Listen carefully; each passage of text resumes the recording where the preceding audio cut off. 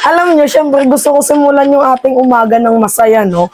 Lalo pat medyo nag-i-improve na ang aking boses. Yan. Rinig yun, no? Anyway, eto na. Eto na nga. Ano ba yung eto na yan, Mima? Sabihin mo na. Eto na nga eh. Nakikita niyan. Flash. Yan. Ay nakalagay dyan. The subpoenas are out. Nako po, inilabas na ang dapat inilabas noon pa. Wala eh. Nung tinanong nga si Trillanes, alam nyo, nakakalungkot to guys ha. Sa totoo lang, nung tinanong si Trillanes na kung bakit ngayon ka lang nagkaso, nung panahon pa ni Digong sinasalsal yung issue na kapag usaping West Philippine Sea, laging na-intact sa isip ng mamamayang Pilipino si Trillanes. Nakaisyo si Trillanes yung nagbenta ng Spratly Island, diba? Kasi yan talaga yung inintact nila Digong sa isipan natin. Lalo pat ang daming mga abogado ang nagsasabi. Talagang kahit ako nabudol. Hindi ko naman alam, hindi naman ako abogado. Nakabase lang ako sa sinasabi ng kampo nila Digong. Kapani-paniwala, malaki po ang boses nila Duterte noon. Talagang literal na kinawawa itong si Trillanes. Kaya nga naiyak ako guys sa sagot niya na bakit ngayon ka lang nagkaso? Nung panahon pa ni Duterte sinasalsal yung issue na yan. Alam niyo anong sagot niya? Ngayon lang kasi kami nakaranas ng totoong kalayaan. Sa panahon ni, hindi niya man sinabi na sa panahon ni Marcos, pero sinabi niya na ngayon lang kami nakaranas ng kalayaan ng totoong demokrasya. So, 'di ba? Alam niyo na, nagigets niyo na parang low-key na pinopromote niya itong si President Marcos na best president nga. Kasi kung hindi dahil sa kanya, partida guys, dilawan itong 'di ba? Itong si Trillanes. Nung panahon ng eleksyon, puro bunganga niyan, martial law, 'di ba? So, ito nga guys, ito yung mga bagay na hindi ko ina-expect na ngayon hahanga ako kay Trillanes and hahanga ako kay De Lima kasi may mga behind the story pala sila na parang literally biniktima talaga sila kasi sila yung mga tao na kumakalaban kay Digong na ibinubulgar nila yung mga hindi tamang kawang gawa ni Duterte. Ang nangyari, kaya nga nagkaroon ng medyo yung hindi ka makapagsalita nung panahon ni Digong kasi kapag naging kritiko ka, it's either matatahimik habang buhay or papatahimikin ka sa kulungan. Dalawa lang yan. Pero glad to hear naman na itong si Trillanes, hindi sumuko. Hindi nagpatalo. And up to this moment, still strong and standing pa din. Kaya malaki yung ko dito yung saludo ko sa taong to. Natuwa lang ako guys, nung sinabi niya na, ngayon kasi nagkaroon kami ng kalayaan. Yung totoong kalayaan, yung may demokrasya. So parang low-key na pinopromote niya, na itong si President Marcos is magaling na presidente. Dinidinayin man nila, pero yun guys, yung kinalabasan nun na magaling, maganda ang presidency ni President Marcos. Actually, para sa akin, yes. Totoo, 100%. Kahit ngayon sa kaso ni De Lima, hindi yung pinakailaman ni PBBM. Hinayaan niya yung ruling. Hinayaan niya lahat. Walang pakikialam, walang, de forget, may galamay siya. Walang ganun Walang ganun. Hinayaan niya. Tapos yung mga kaso ng iba na hindi nauungkat, na kailangan mapanagot, 'di ba? Yung lalo na sa komedya ni San Luis Ontiveros, kita nyo naman, 'di ba? Talagang grabe. Super saludo talaga ako dito. Kaya kay sa Marcos administration. Anyway, eto tuloy ako. Inom nga muna ako tubig. Anyway, yan guys, subpoena.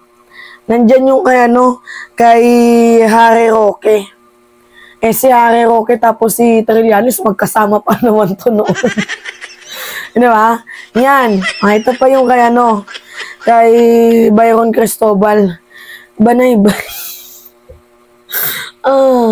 Ano sabi ni Mekabe? Bakla ba yan si Banat Bay? Kasi nire-reactionan yung video ko, ungol ng ungol. Laging,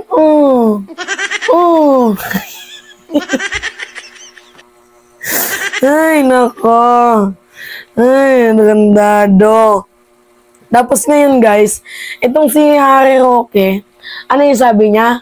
Bring it on. Ayan. Sige, bring it on daw. Yung ginawang kaso ni Trillanes. Kasi yung ginawa daw ngayon guys ni Trillanes, isa daw siya sa mga sumusupil ng freedom of expression. Yan talaga yung literal na ano nila guys, sa totoo lang. Gawa-gawa sila kasalanan, gawa-gawa sila issue, gawa-gawa sila fake news, tapos sasabihin na ikaw hindi ka na ano sa malayang pamamahayag, mga ganyan-ganyan. Yan po yung ano nila, yung rest back nila.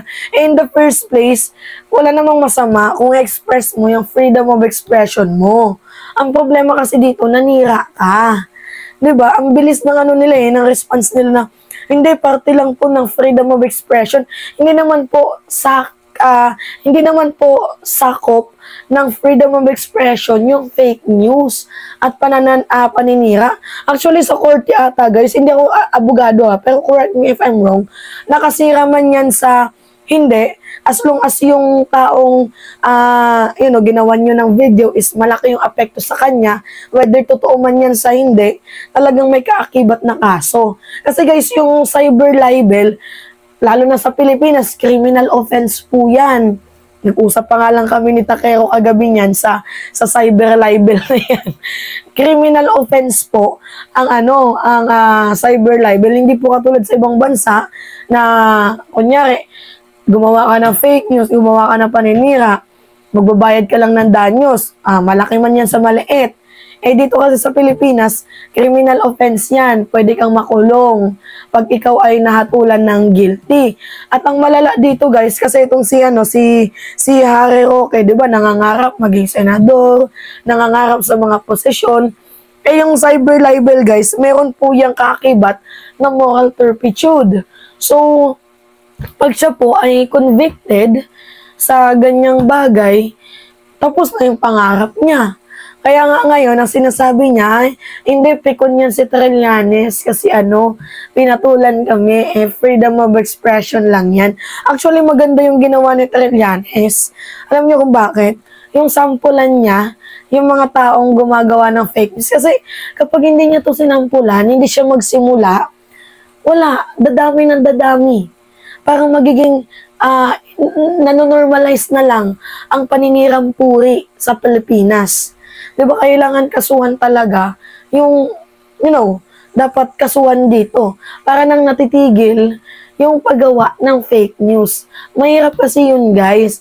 Kasi katulad nito kay Trillanes, hindi lang physically, emotionally, yung apektado sa kanya, kundi pati nga minsan pamilya niyan.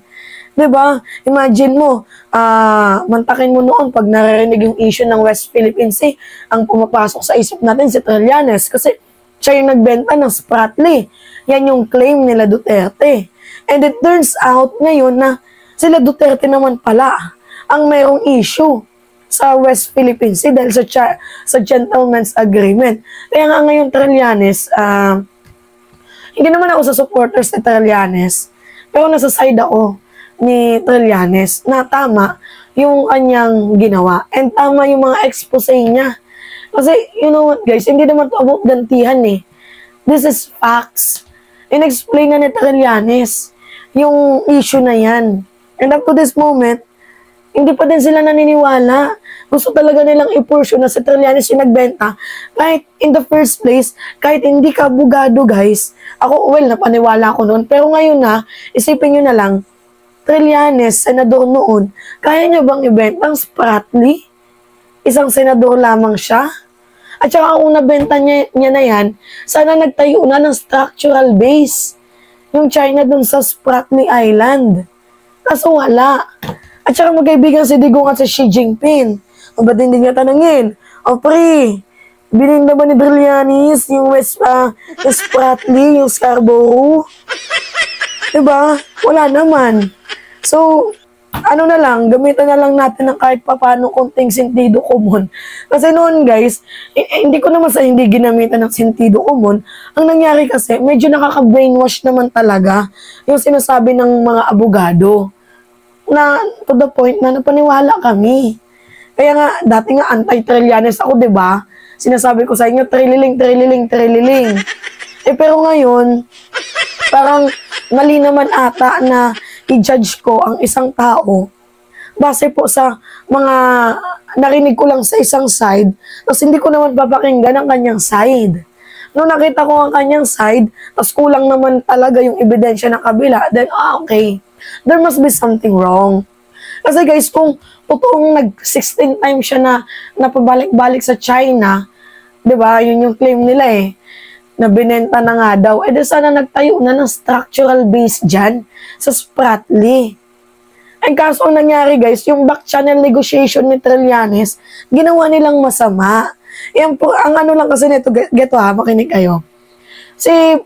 Nung panahon ni Pinoy, nagkaroon ng standoff dyan sa West Philippine Sea, partida sa lugar ng Scarborough. Kasi mayroong mga Chinese fisherman na pumasok sa ating bahura na hindi natin alam kung ano yung pakay nila. Ang nangyari, pinadampot ni Pinoy. And then after na pinadampot, biglang nakarating dun sa China, ang ginawa, pinalibutan ng China ng napakadaming barko ang Spratly. So nagkaroon ng tension, stand-off. So, para magkaroon ng peace na dyan, ang ginawa ni Pinoy, in-appoint niya si Trillanes as back channel negotiator. Kumbaga nakikipag-negotiate siya. Kahit gaano pa kadaming pabalik-balik yan, as long as mapahupa yung tensyon, there's nothing wrong with that. Ang problema kasi doon guys, yung pabalik-balik ni Trillanes na 7 times sa Pilipinas, 7 times doon sa China, ginawa nilang masama na nakipag-usap daw na binenta na daw. Or in fact, hindi po binenta. Bagkus nakikipag-negotiation po siya na para maitigil na yung standoff. Ang tanong, nagtagumpay ba, Mima? Of course, yes. Kasi ang 100 na barko na nandoon sa Scarborough ay naging 3 na lang. Tapos yung naiwang 3 barko, kinasuhan pa ni Pinoy. Diba? Kaya maganda din yung stance ni Pinoy sa West Philippines issue, no? Anyway, yun guys. Actually, mahaba pa yan. Pero yun yung pinaka-shortcut. Diba? Kung hindi dahil sa kanya, di mas lumala yung tensyon, abay baka yung Scarborough natin, nakuha na. Diba? Pero napababa yung tensyon. Naging maayos, humupa. So, yun guys. Ang problema, ang iniintak nga nila Roque, yung pagpunta niya doon sa China, is binenta niya na daw po ang West Philippine Sea sa partida ng Scarborough. Which is, hindi naman makatarungan na bigyan nyo ng accusation yung ganyang tao nung wala naman kayong sapat na ebidensya. Noon, hindi pwedeng magkaso si Trillanes kasi alam niya matatalo siya Kasi walang kalayaan noon. Hawak ni Digong. Ngayon, na hinahayaan ng presidente na gumana ang korte, gumana yung ruling, hindi nakikialam, hindi niya pinapakialaman. Ano yung nangyari? Ngayon lang po nagkaroon ng lakas ng loob na magkaso itong si Trillanes kasi alam niya na malaki yung chance niya na mananalo siya sa kasong ito. Anyway, yun lamang po guys. At it's me again, si Mima Alicia nyo at nagbabalik ulit para sa ating panibagong video.